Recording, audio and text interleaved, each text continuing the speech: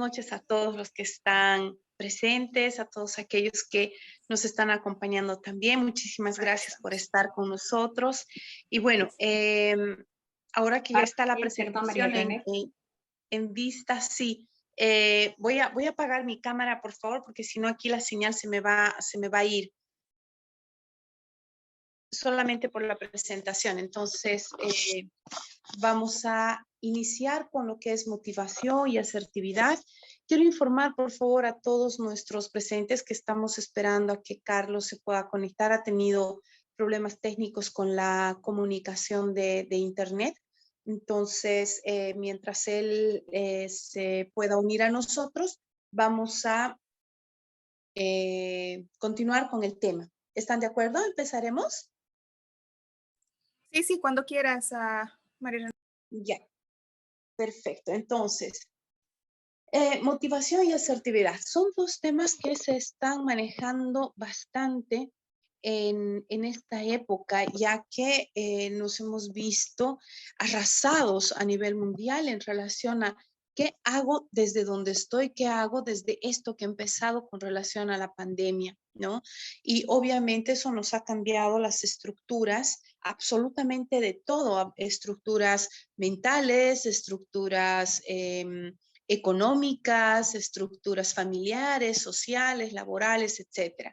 Entonces, al ver que toda esta movilización ha generado cierta inestabilidad en algunas personas, valga la aclaración, hablamos del tema de cómo motivarse en una situación tan complicada, tan compleja, y cómo ser asertivos ante esta situación. Entonces, poder identificar estas dos grandes herramientas no ha sido fácil, ¿no? Para ninguna de las personas a nivel mundial. Es más, nos hemos tenido que reorganizar, rearmar, reestructurar nuevamente.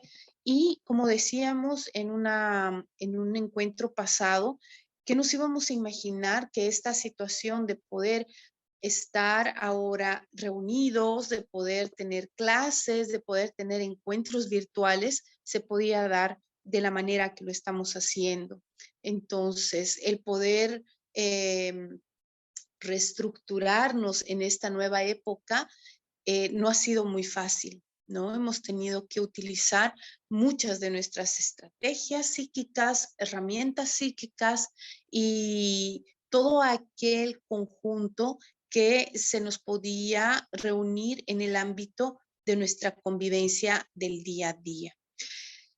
Para iniciar, quiero agradecer al Colegio de Psicólogos de Cochabamba por el apoyo que nos están brindando, al Colegio de Psicólogos de la Ciudad de La Paz por la confianza que nos brindan siempre en todos los eventos humanitarios, sociales que nosotros tenemos, y también a GEOS, que es el grupo de bomberos y rescate que tenemos acá en Cochabamba y que está funcionando a nivel nacional también. Queremos agradecer el apoyo que nos brindan para estas charlas que estamos teniendo y la motivación que también ellos, valga la redundancia, nos inyectan para continuar gracias al trabajo humanitario que estas instituciones han podido lanzar en esta temporada de pandemia.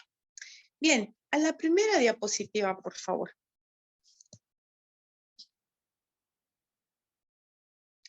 ¿Qué es motivación? Es muy importante nosotros tener clara esta palabra que, reitero, en la actualidad está siendo muy utilizada. Hay varios autores que nos hablan acerca de la motivación. Entre ellos están estudiosos del ámbito de la psicología que nos representan la situación de la motivación como una determinación y voluntad que impulsa nuestro propio ser, que está impulsado por la misma persona. Esto va a ser influyente en la conducta humana, porque a todo esto va a poder dar un giro completo del deseo que tiene la persona. Una cosa es querer, otra cosa es desear realmente. Entonces, el querer puede ser algo ambiguo, ¿no? Puede ser real, algo fantaseado, algo pensado, algo imaginado.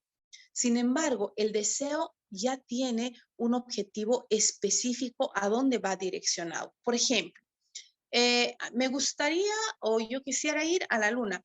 ¿Se podría dar? Sí, se podría dar, pero voy a necesitar muchos recursos para poder acceder a ser astronauta y poder viajar a la luna, por ejemplo. Aparte de estudio, de dinero, después la calificación y cualificación de mi estado físico, etcétera. Me dejo entender para poder ingresar a este cuerpo de astronautas y poder viajar y estar apto para aquello. Me va a costar entre tiempo, esfuerzo y posiblemente la parte económica, que no la tengo en este momento. Les estoy poniendo un ejemplo, ¿no? Entonces, desear. Yo deseo ver a mis seres queridos. Sé que existe la pandemia, pero si me cuido, tomo las medidas de bioseguridad, tomo en cuenta toda la normativa que se necesita para hacer un viaje, ¿será que puedo hacerlo? Claro que sí. ¿Por qué? Porque el deseo me está motivando a realizar y que esto se vuelva real, que sea algo palpable, que sea algo vivible, ¿cierto? Entonces, es de esta manera que me responsabiliza este acto para poder ejecutar la función que yo necesito que se convierta en material. Por tanto, la motivación llegará a ser mayor o menor de acuerdo a la importancia que se le pueda dar y al fin que yo le voy a presentar o que yo lo voy a formalizar como ser humano. ¿Me dejo entender?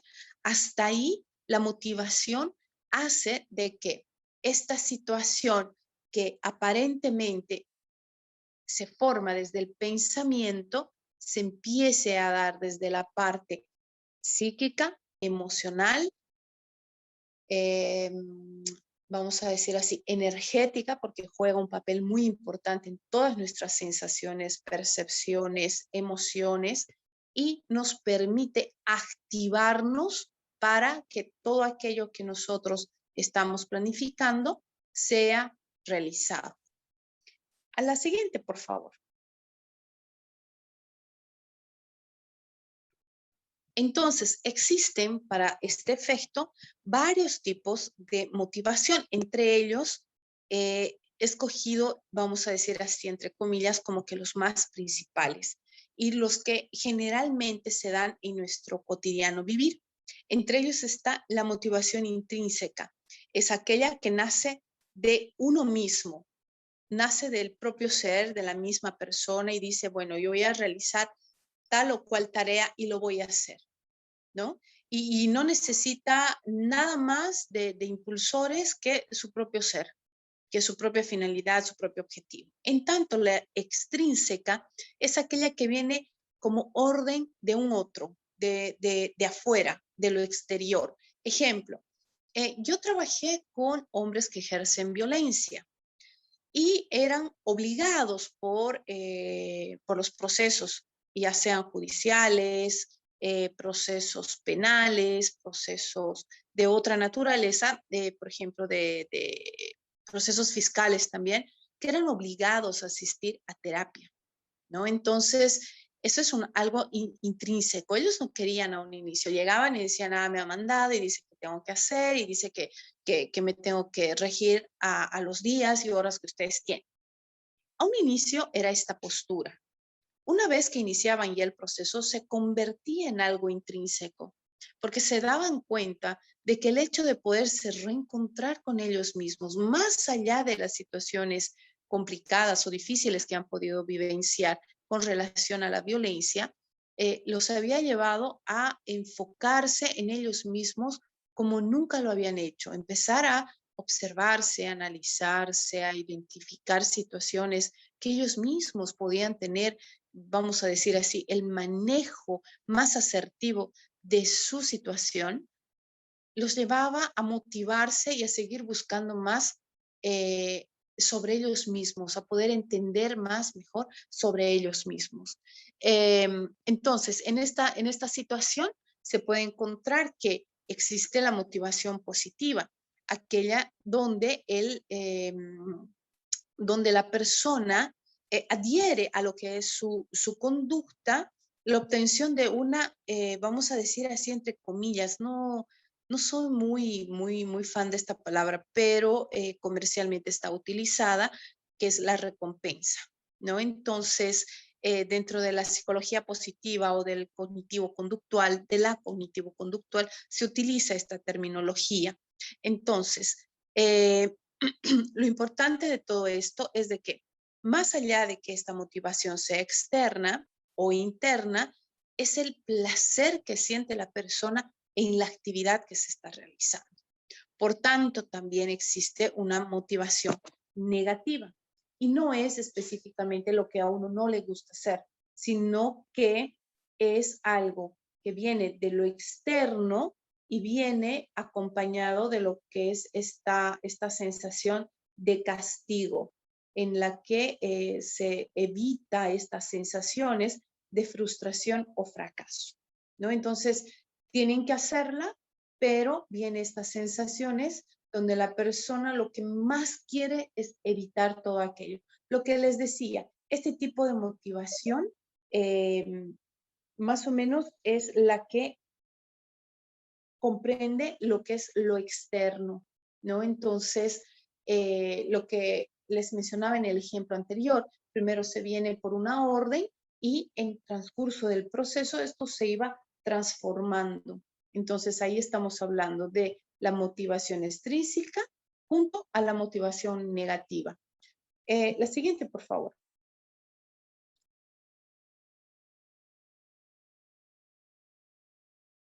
La siguiente, por favor.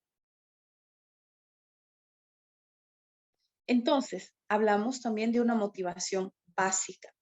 Esta motivación básica es la que va a dar el compromiso a la actividad básicamente. Es el interés del rendimiento personal que el propio sujeto va a empezar a darle. Por otro lado, la cotidiana va a referirse específicamente a las actividades, perdón, la imagen que se sobrepuso no me está dejando visualizar la Ahora sí. diapositiva, por favor. Ok, gracias.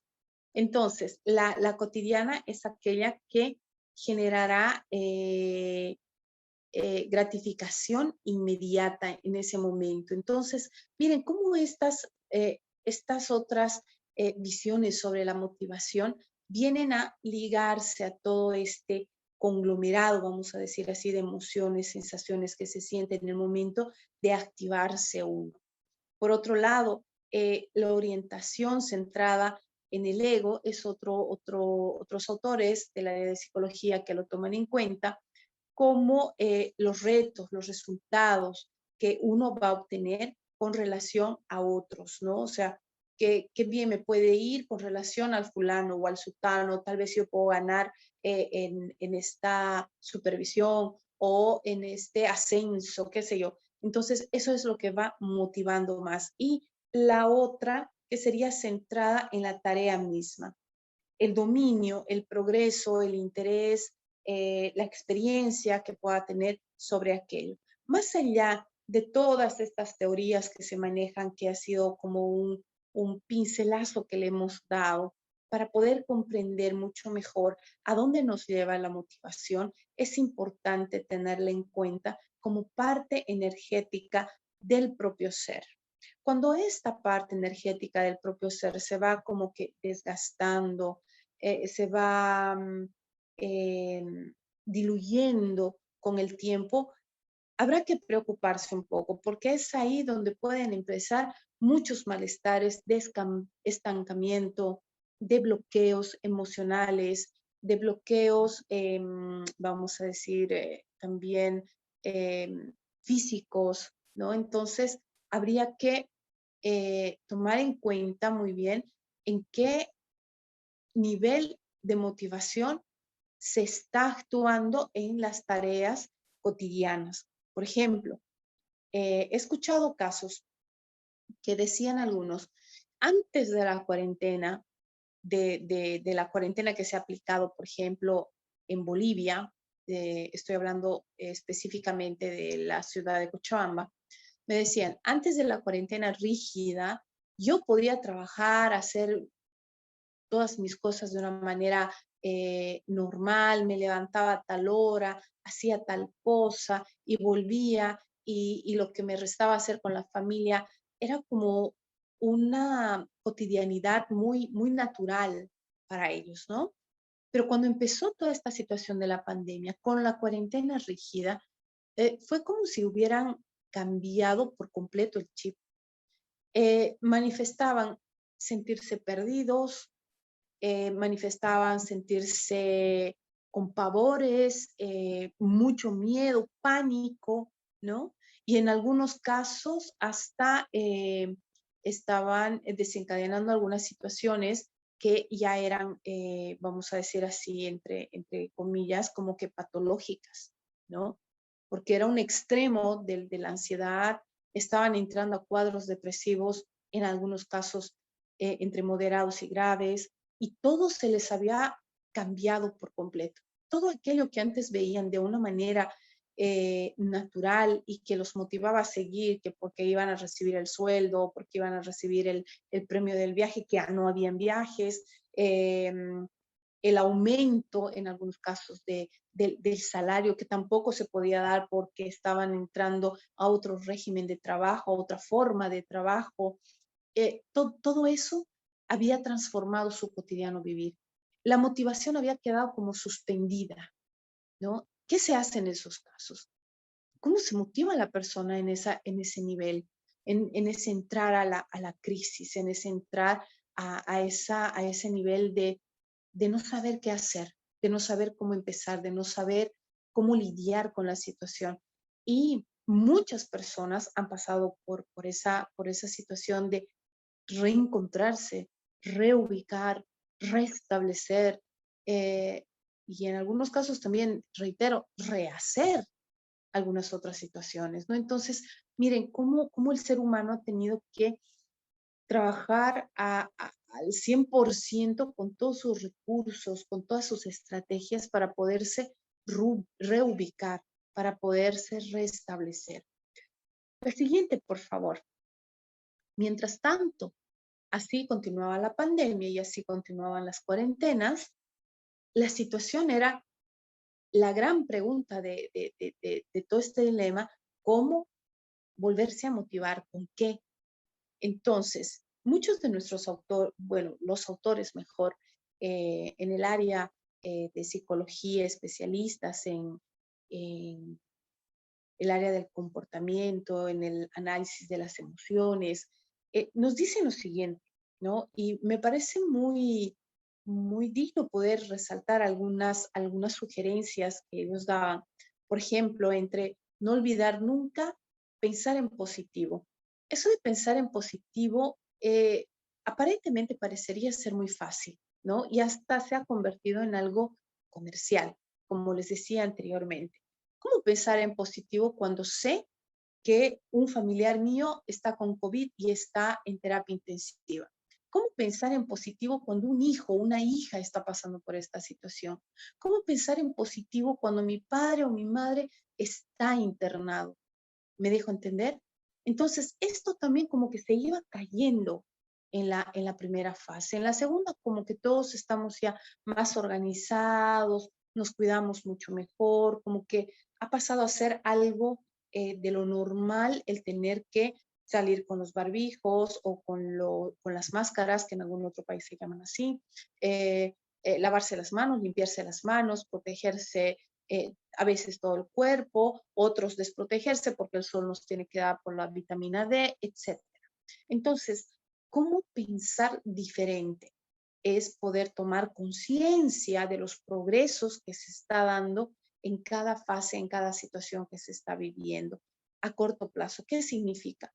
De que si hoy pude salir y llegué tomando todas las medidas de bioseguridad, en la primera fase era un triunfo, y decir, no, no me he contagiado.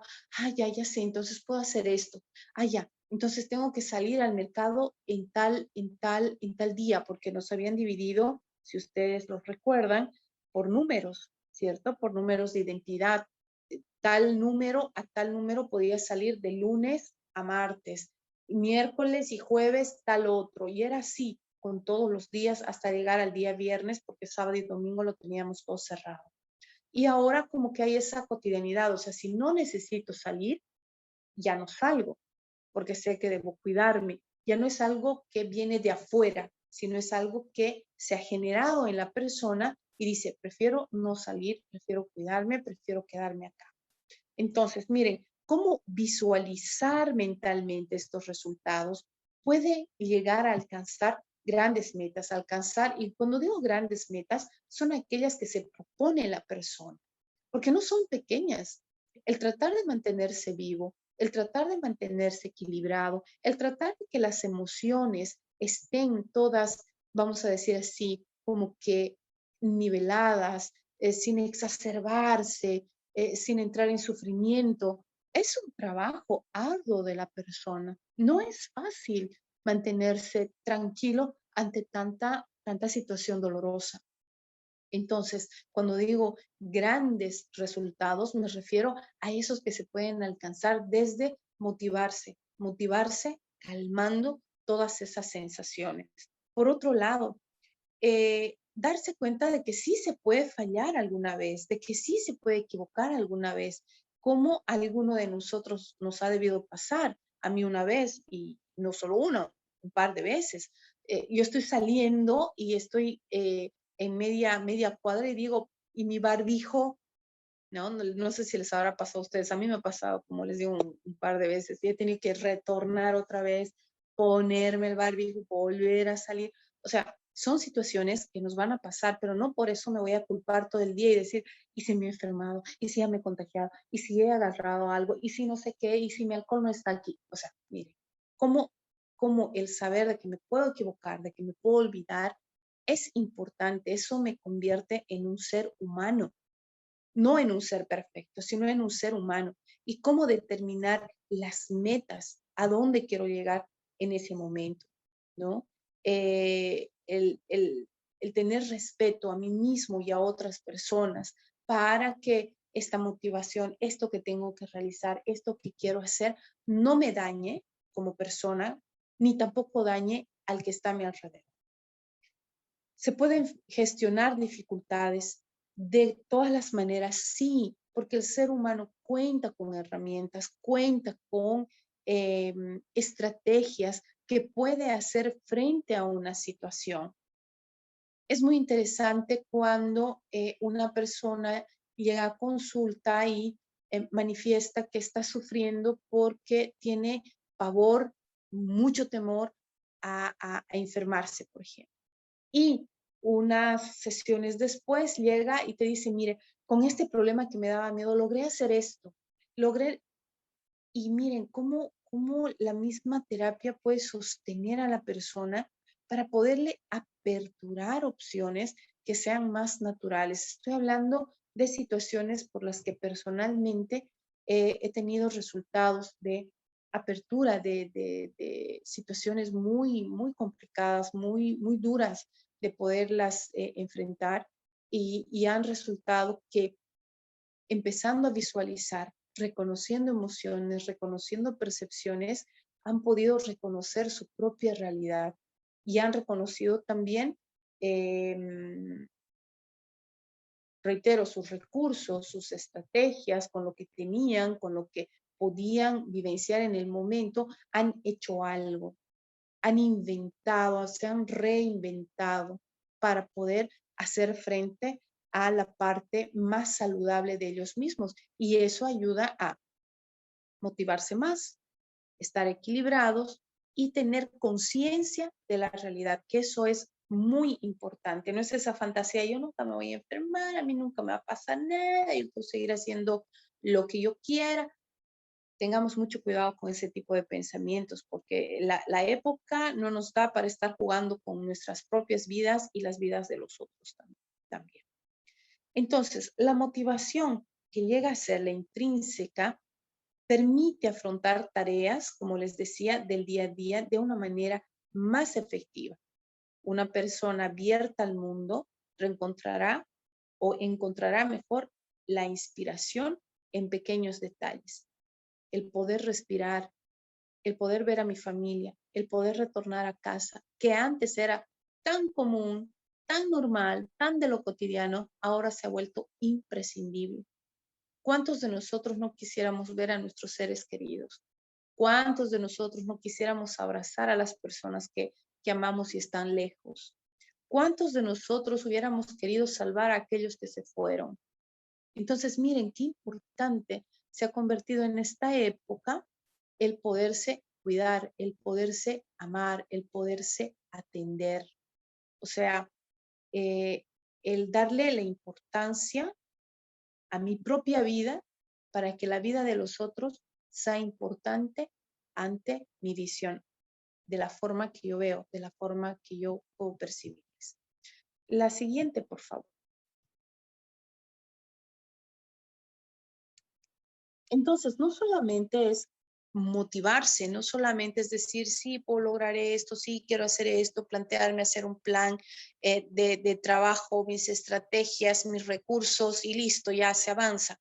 Si no se tiene el punto básico de saberse comunicar con asertividad. Y la asertividad nos explican qué es.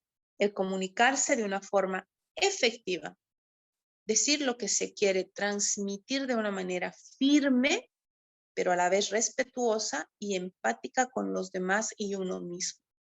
No es decir todo a rajatabla, como se dice en algunos términos, o decirlo todo porque yo soy muy sincero y lo que pienso lo digo y que no me interesa si al otro le cae o no le cae. Yo lo digo y punto.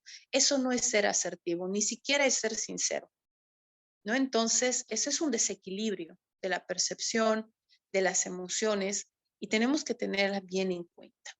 Cuando una persona es asertiva, la persona siempre va,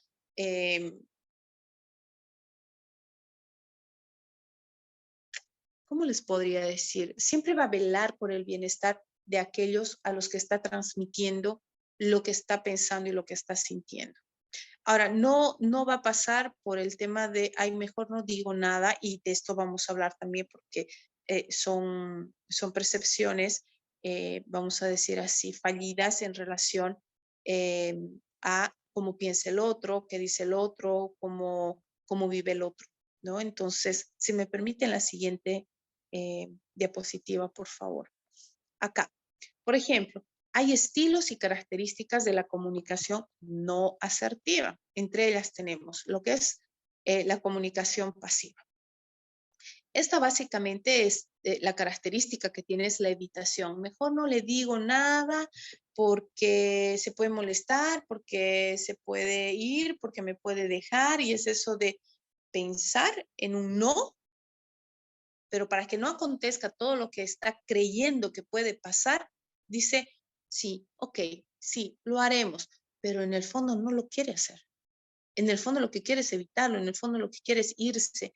Entonces, este tipo de personas se bloquean en situaciones importantes de la vida, no saben decir un no, evitan conflictos para no discutir, evitan situaciones en las que creen que podrían molestar e incomodar al otro, se sacrifican por los otros, ¿no? Se paralizan ante respuestas que tendrían que dar, no se valoran a sí mismas. Entonces, miren cómo este tipo de comunicación no tan asertiva puede llevar a anular a la persona como tal, ¿no? Y anda perdido, o sea, pero ¿y tú qué quieres? Y no saben qué quieren.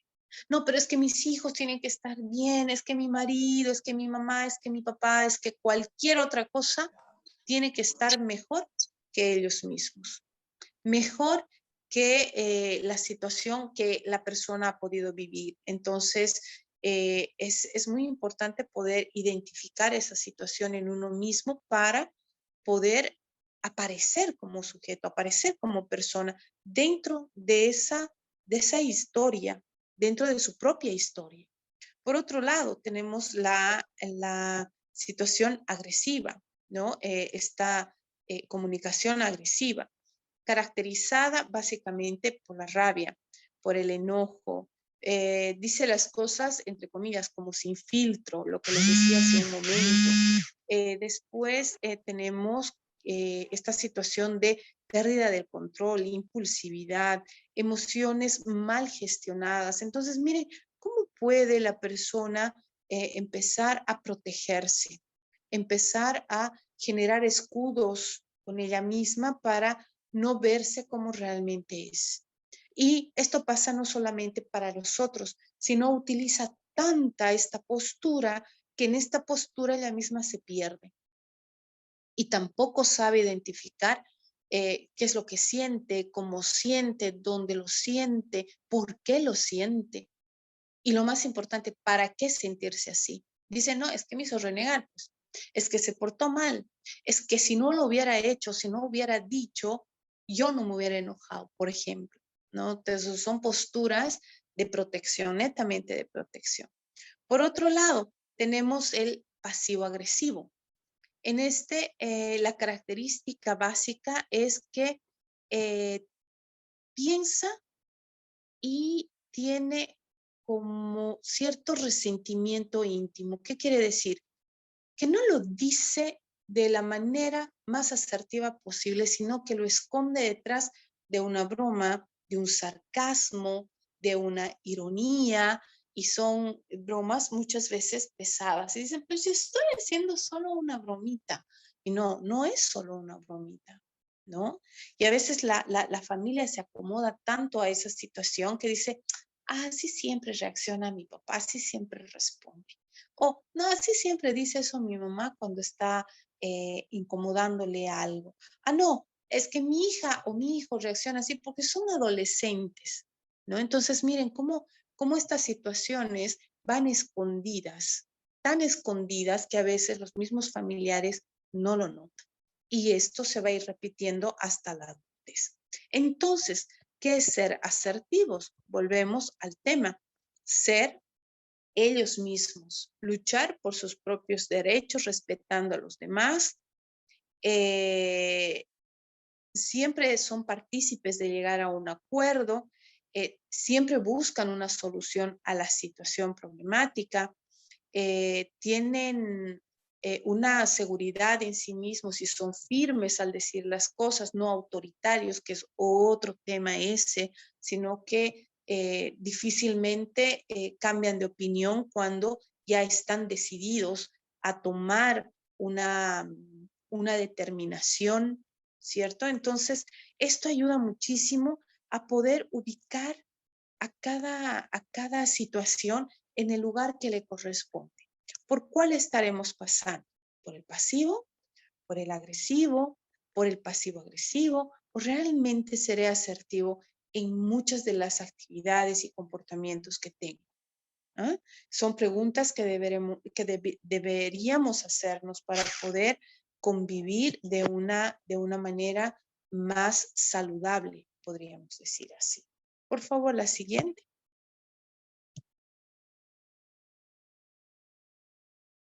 Y bueno,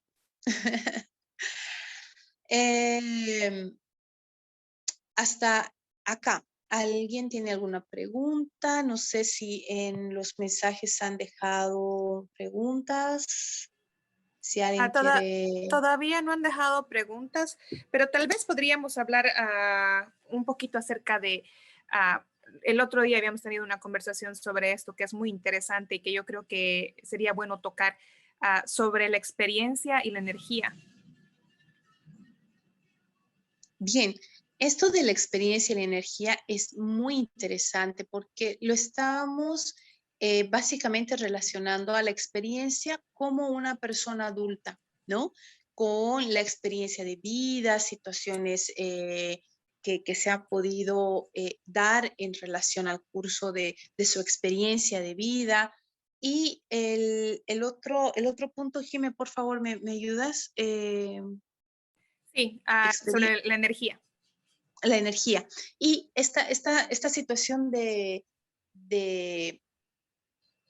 energía en relación a La la juventud. experiencia joven, exacto, de los jóvenes, ¿no? Ese impulso, ese de, hay que ir, no sé, me voy a inventar, hay que ir y plantar árboles, y ellos ya los están regando, ¿no? O sea, no hay ese proceso de, a ver, qué semillas, dónde vamos, no, los otros ya están regando las plantas, así, literal, ¿no?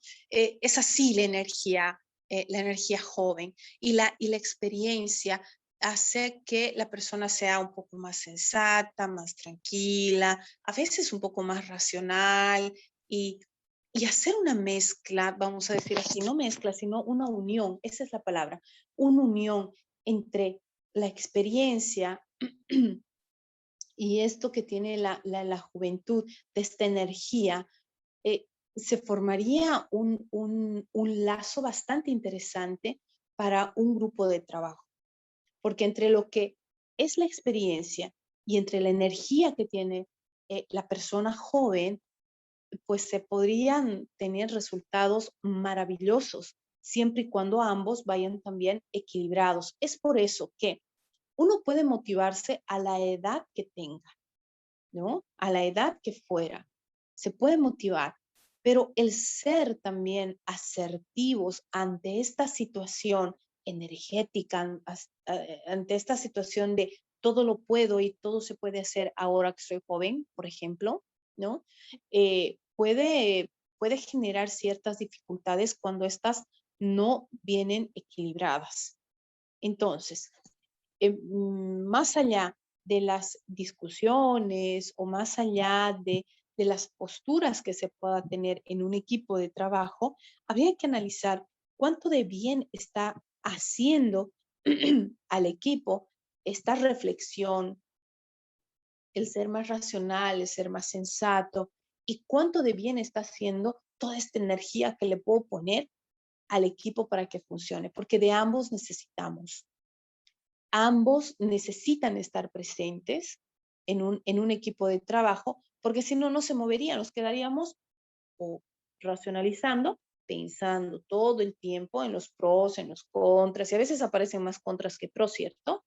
Y nos estancaríamos en aquello. Pero si solamente tuviéramos esta cuestión energética de sí se hace y sí se puede, nos estaríamos equivocando también todo el tiempo. Y cuando digo equivocando, es porque falta la experiencia. Entonces tendríamos que estar experimentando, más que equivocándonos, experimentando y eh, empezando todo el tiempo una y otra vez. Entonces, miren, cómo toda esta situación, perdón, de poder ubicar situaciones que puedan ayudar a los equipos, más bien empezamos como que a frustrarnos y decir, "Bah, ¿y ahora qué voy a hacer con todo esto? Y ahora no, mejor que hagan los jóvenes, no, mejor que hagan entonces los que piensan más, a ver qué solución. Y ahí empiezan las dificultades, cuando en realidad, tanto de este lado como de este otro lado, si podríamos, vamos a decir así, equilibrarlos ambos, podríamos formar equipos de trabajo, pero fabulosos, como el nuestro, por ejemplo, ¿no? Cuántas Exacto. tareas, cuántos trabajos, cuántas personas que se ayudan, cuántas personas que son atendidas por los grupos especializados, yo le diría así, de cada ciudad, de cada sector, porque no todos atienden todo.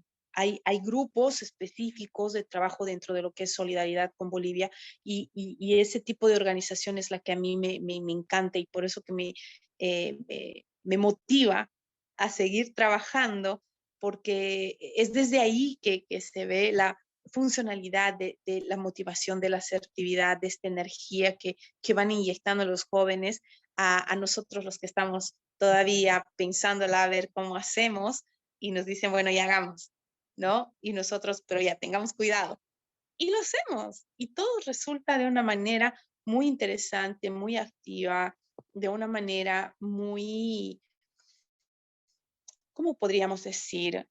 Con una energía muy solidaria para nosotros mismos también, porque eso es lo importante, que el grupo se sienta acogido, que el grupo se sienta eh, contenido en el objetivo al que quieren llegar, ¿no? Entonces, miren qué importante había sido ser asertivo, estar motivado, ser racional, ¿no? Medir un poquito esta situación de los impulsos, pero también tener esa energía que nos caracteriza como equipo. Excelente. Chicos, tal vez puedan comenzar a proponer sus preguntas y también un poquito acotando a lo que María René acaba de exponer, y habíamos hablado mucho el tema sobre la energía y sobre la experiencia. Ambos son tan valiosos para todo equipo de trabajo, o sea, no solamente para un equipo de voluntariado. Para un equipo de voluntariado somos igual que un equipo, es más, creo que somos más que un equipo de trabajo, ¿no? Porque nos mueven más factores. Y muy importante esto de escuchar la experiencia de muchos, ¿no? La experiencia que ellos han ido teniendo durante bastante tiempo y han sido muy, han aprendido, ¿no? Y con eso quieren transmitir esa experiencia a tal vez muchos que no tengan la experiencia que se necesita para, por ejemplo, en el caso de, que tocaste el caso de Geos, si no tienen experiencia a veces, en vez de ayudar, se perjudica. Y ya lo habían dicho varias veces, ¿no? En vez de venir a colaborar cuando no hay la experiencia y no hay la instrucción que se da previamente, entonces uno llega a perjudicar las cosas. Entonces, no queremos que pasen este tipo de malos entendidos, malas situaciones, y es por eso que nos agarramos de muchas personas que tienen la experiencia, ¿no? Y tratamos de buscar el conocimiento y decir, oh, tal persona tiene esta experiencia, entonces tratemos de escuchar qué es lo que nos va a enseñar. Y muy importante también la comunicación, como habíamos dicho en la anterior charla, la comunicación es sumamente importante, porque un grupo que no está bien comunicado va a lanzar sus raíces por todo lado y no se llega a un objetivo final concreto, ¿no? Entonces, siempre tener una muy buena comunicación desde raíz, muy buen entendimiento, y es por eso que cada equipo de trabajo tiene sus normas, tiene sus reglas, tiene su línea a seguir para que así no se vaya desvariando y no se vaya también dispersando la energía ni tampoco la experiencia, ¿no? No sé si alguien más quiere acotar. Tenemos un tiempito aquí más para poder escuchar preguntas y también acotes, ¿no? Si alguien quiere aumentar más acerca de la exposición, tal vez si alguien quiere aumentar más acerca de lo que es motivación, están libres. Díganos, muchachos, si quieren levantar la mano o simplemente abran su micrófono.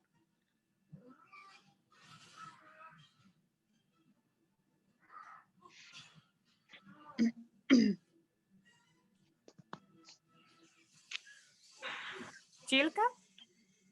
Sí, buenas noches. Hola, Chilka, ¿cómo estás? Buenas noches. Bien, bien, gracias. Gracias por la charla, por todo el aprendizaje que nos dan con este taller, con esta charla. Yo les cuento un poco mi situación, porque prácticamente siempre termino quedando como la llanera solitaria, más o menos. Desde el 2016 hemos empezado las actividades de activismo. Mucho antes ha sido solidaridad, pero yo vivo en la ciudad de Trinidad y me he movido más en el departamento del Beni. Siempre en cada año realizábamos diferentes actividades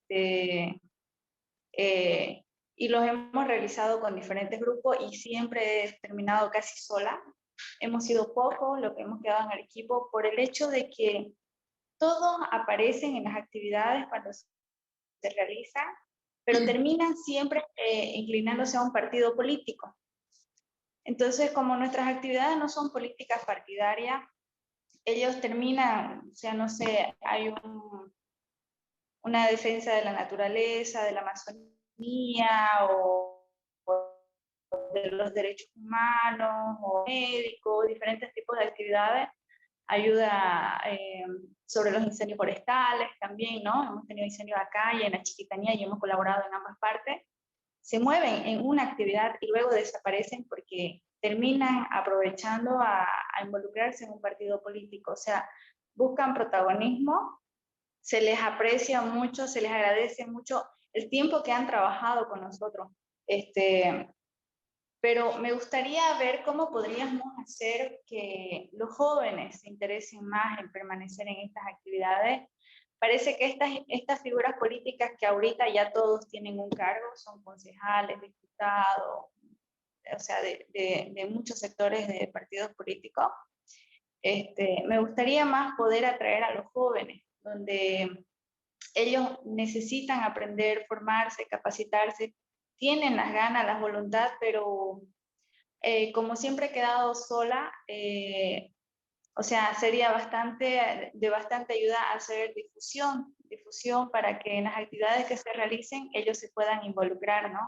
Porque normalmente siempre terminaba en un círculo pequeño y cada uno era porque su propósito era obtener protagonismo para llegar a ser parte de un partido político.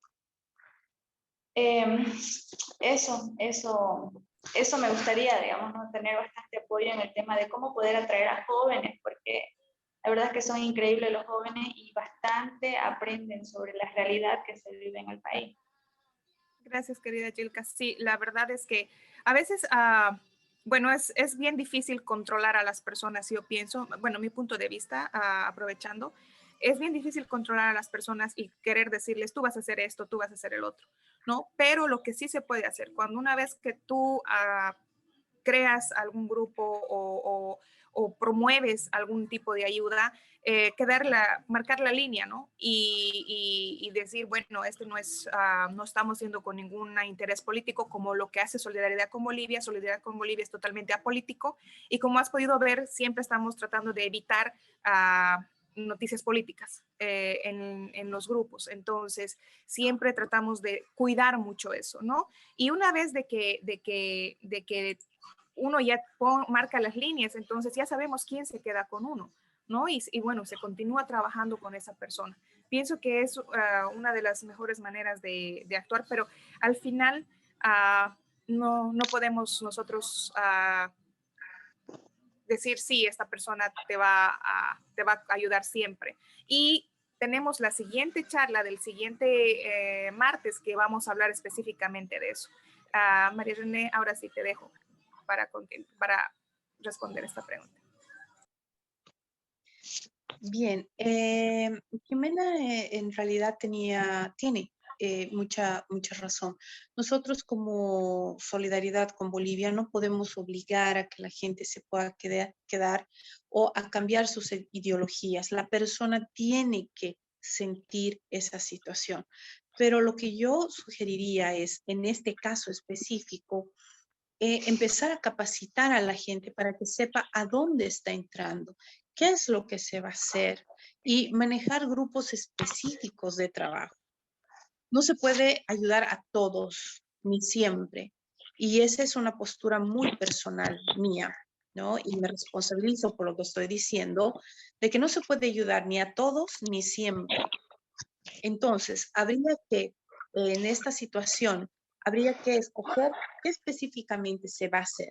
Se va a ayudar con el ámbito ecológico, se va a ayudar con el ámbito social, familiar, a dónde se va a direccionar la ayuda para que la capacitación que se vaya a dar al nuevo voluntario sea específica y sepa a dónde está apuntando.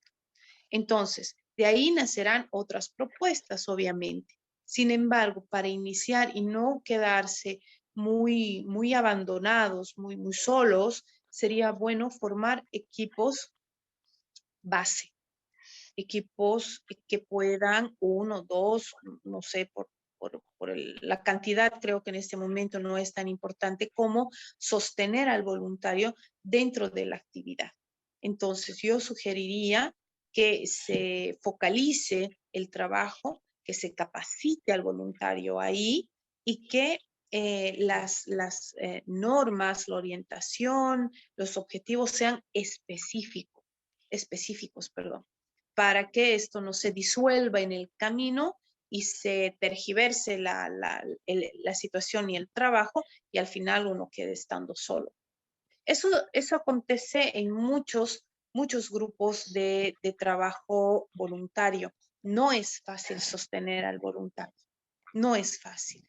Entonces, lo importante sería identificar una situación, trabajar sobre esa, capacitando a la gente y jalando fuerza para que esto empiece a generar su propia demanda. Y cuando digo su propia demanda es de que la gente empiece a darse cuenta del trabajo tan importante que se está realizando a nivel Bolivia.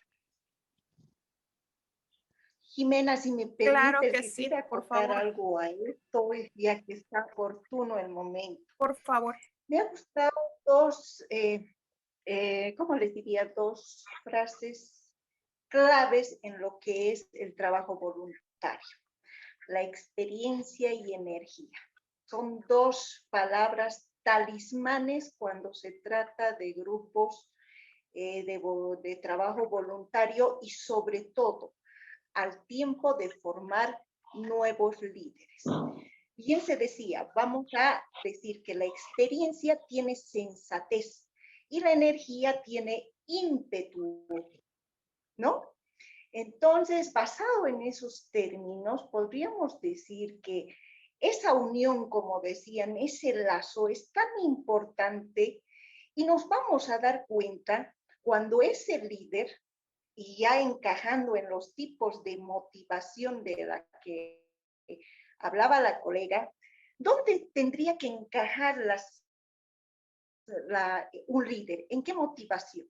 Pues a mi parecer ese líder tiene que tener una motivación intrínseca, primero, y segundo, una motivación que esté alejado del ego, porque trabajar en equipo significa buscar un objetivo común y para eso el líder primero no tiene que subestimar la capacidad de todos los integrantes de ese grupo, de ese equipo de trabajo. Todos pueden ser líderes si hay una motivación intrínseca. Y con esa motivación intrínseca se va formando, se va capacitando a ese voluntario para que pueda ser un líder futuro. Entonces, esa es la idea en cualquier grupo que se maneje para formar nuevos líderes. No nos olvidemos que todos pasamos. No somos eternos y tiene que haber siempre renovación de ideas. Hay que ser muy flexibles a la hora incluso de cambiar ciertas ideas, ¿no? Hay que flexibilizar dentro de un grupo de trabajo ciertas ideas que en muchos grupos, por ejemplo, hay estatutos, organigramas, en fin. Entonces, es bueno, para eso también se hacen las asambleas, en fin, un montón de reuniones donde veamos qué idea ya no funciona, ¿no? Entonces, para terminar, yo creo que en todo grupo, primero, los voluntarios se dan cuenta si el objetivo es realmente un objetivo en común. Desde el momento en que ese voluntario se da cuenta que sí realmente se está trabajando en equipo, los pasos dándolos uno a uno en el mismo ritmo, ese voluntario se va a quedar en el grupo, se va a capacitar porque ese líder se va a despojar de cualquier egoísmo de transmitir la experiencia. Y el ímpetu va a hacer que, bueno, ese grupo pues trabaje, ¿no? Trabaje, sea más activo, en fin. Entonces, la motivación intrínseca a ese voluntario le va a dar la satisfacción del trabajo realizado, que es muy importante. Todos los voluntarios, cuando nos quitamos un tiempo de nuestras actividades cotidianas para hacer este trabajo voluntario, terminado el trabajo, ¿qué sentimos? Satisfacción. Eso es lo más importante. Y esa satisfacción, ¿qué nos crea? La emoción de la felicidad, ¿no? La felicidad, la emoción de sentirnos felices por lo que hemos realizado. Si vamos capacitando como líderes en un grupo donde la experiencia y la energía se entrelacen, pues por supuesto que el grupo no va a decrecer, más bien va a crecer. Ojo con esto, el objetivo tiene que ser siempre un objetivo en común. Desde el momento en que el voluntario, repito, se da cuenta que aquí hay intereses de motivaciones de inflar un poco el ego del líder y todo eso, la motivación decae, ¿no? Entonces se puede quedar en un grupo solo por interés, en fin, hay un montón de factores que pueden implicarse y para no hacerlo largo, eso es lo que quería aportar. Muchas gracias. Muchas gracias a la licenciada Jenny. La verdad, qué clave lo que acaba de decir, afuera el ego. Creo que esa es una de las piezas fundamentales para que un voluntario tenga éxito, ¿no? Y en sí todo el grupo tenga éxito, porque si vamos a ir contra egos, tenemos que liberarnos de todo eso, ¿no? Y como dice, armar líderes, crear líderes,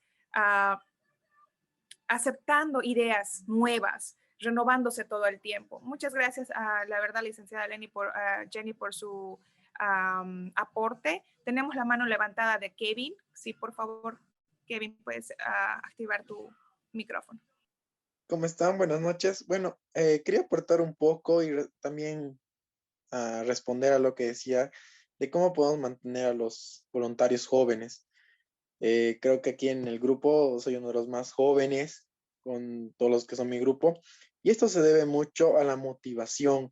Siendo jóvenes nosotros queremos estar constantemente con bastantes actividades, moviéndonos, que aquí, que allá. Entonces, en el momento que existen esas pausas, esos como breaks que se podría dar, ese es el momento donde ya muchos jóvenes van y buscan otro lado donde poder seguir ayudando, seguir moviéndose. Efectivamente, como decía María René, no se puede ayudar a todos. No somos, ¿qué puedo decir? Multimillonarios para poder ayudar a todos, aunque tengamos el Ni corazón como para hacerlo. multibrazos. Exacto. Pero eso es lo que pasa. Entonces, al no tenerlos motivados, a ayudarles a crecer como personas, hacerlos parte del grupo, no en el sentido de que tú eres un voluntario y estas son tus funciones, no, sino hacerlos sentir una parte importante de la organización. Esos voluntarios van a seguir ahí, no se van a ir porque se sienten parte, no solo como una organización, sino se sienten parte como de una familia que está siguiendo un objetivo común, que su fin es el ayudar, el dar sin remuneración alguna. Entonces, al tenerlos motivados, tenerlos siempre haciéndolos parte de la organización y no bajonear así por los cargos que obviamente que siempre tiene que haber una cabeza, un guía, pero no sentir que ese guía es como que un jefe, no sé, ese guía también está contigo trabajando a tu lado, ayudándote, enseñándote y no sientes que tú eres el que está arriba y no puedo decir nada, sino de que sientes de que aquí es una familia donde eres una parte muy fundamental de la organización y no eres menos por ser un voluntario, sino eres igual que todos aquí, siendo más arriba o más abajo. Entonces, esa es creo yo, cómo poder mantener a los jóvenes y cómo incentivar a nuevos jóvenes que van a ingresar a la organización para mantenerlos siempre ahí, tener siempre un grupo de jóvenes que estén en el grupo. Solo eso. Gracias, Kevin. Qué importante todo lo que has dicho, la verdad. Y eso también lo has aprendido por la experiencia que ya tienes. Entonces, ya tienes la energía y tienes la experiencia, o sea que más que motivado para seguir trabajando, Kevin. Muchas gracias. ¿Alguien más, por favor, si quisiera acotar algo más? Es ahora, porque ya nos vamos. Ya estamos más de una hora, amigos. Si no hay nadie más, entonces tenemos a Oli lista para los anuncios. Muchas gracias a todos por asistir. Antes que nada, mándennos, bueno, estamos mandando emails. Si alguien no ha recibido un email, por favor, pongan su email ahorita aquí en el chat. Si no han recibido el email, porque tenemos muchos emails que han regresado, que han rebotado, entonces por favor nos ayudarían mucho con esto, si es que ustedes no han recibido ningún email hasta ahora. Ya hemos mandado un par de emails y para verificar nada más. ¿Ok? Muchas gracias. Dale, Oli. Perfecto. Bueno, este mes de marzo hemos planificado un montón de actividades y vamos cerrando campañas también. Y si estarían interesados en saber qué campañas hemos cerrado hasta ahora, visiten nuestra página oficial, que cada que cerramos una campaña lanzamos un boletín informativo con fotos y videos de qué es lo que hemos estado haciendo. Las campañas más importantes que hemos cerrado esta última semana han sido las del Oncológico de Cochabamba, en el que han pintado varias salas y también han hecho un mural con fotografías con los superhéroes. Un proyecto súper lindo. También esta semana hemos mandado útiles escolares a 2 hogares en Cochabamba, a Santa Emilia, Zapatito y Aldea Sos en Potosí. 120 niños han recibido útiles escolares. Programas que tenemos en Zoom, vía Zoom. Salud Mental Solidaria. Este jueves vamos a tener nuestra siguiente charla a cargo de la doctora Rebeca Serrano a las 8 de la noche. Estos programas de salud mental solidaria los transmitimos también en vivo por YouTube y vamos a intentar hacerlo simultáneamente por Facebook, así todos podemos compartirlo y todo el mundo puede participar en estas charlas. Entonces la siguiente charla es el jueves, dentro de 2 días a las 8 de la noche. El siguiente proyecto que empezamos este sábado es un piloto y es específicamente para niños, totalmente gratuito. O sea que si tienen niños o conocen gente que tenga niños, díganles acerca de este proyecto. Se llama Cuéntame un cuento. Vamos a tener un montón de sorpresas para los enanos. Originalmente habíamos diseñado este proyecto para los niños de Aldea Sos en Potosí, pero muchísimos más niños nos han contactado y a Jimena la han contactado de varios hogares, entonces estamos incluyendo a todos los niños que estén interesados en participar. Vamos a tener una pequeña clase de inglés, vamos a bailar y vamos a tener invitados especiales que van a hablar a los niños acerca de sus profesiones y cómo han logrado llegar a donde están ahora mismo. Entonces, cada programa, van a ser 6 programas y cada programa tiene un topic específico. Por ejemplo, este es para mentes ingeniosas y creativas. Entonces vamos a tener un ingeniero inventor, vamos a tener a un chico que acaba de abrir una empresa, súper jovencito, y vamos a tener a un catedrático de física y química de la universidad. Y nuestra siguiente charla de Cuna de Líderes es el 23 de marzo. Vamos a hablar sobre constancia y determinación a las 9 de la noche y ahí vamos a tener una invitada sorpresa que nos va a hablar acerca de la vida de su papá y los proyectos que su papá ha estado realizando mientras estaba vivo. Muchas gracias, amigos, y ya nos vemos dentro de 2 semanitas. Es así. Muchas gracias a todos. Entonces, buenas noches. Tienen el email de Solidaridad con Bolivia y cualquier duda que tengan, pregunta o acotación, bienvenido. Tenemos también la parte de leer para crecer. Si quieren acotar algo, alguna lectura corta que nos quieran dar, entonces también bienvenido. Lo pueden mandar a Solidaridad con Bolivia o gmail.com y todos más que bienvenidos para mandarnos lo que ustedes quieran o tal vez en el futuro de qué temas quieren tocar, ¿no? Muchas gracias a todos por su atención y buenas noches. Gracias. Buenas noches a todos. Gracias. Gracias, buenas noches. Buenas noches. Buenas noches. Muchas gracias. Buenas noches. Buenas noches, gracias.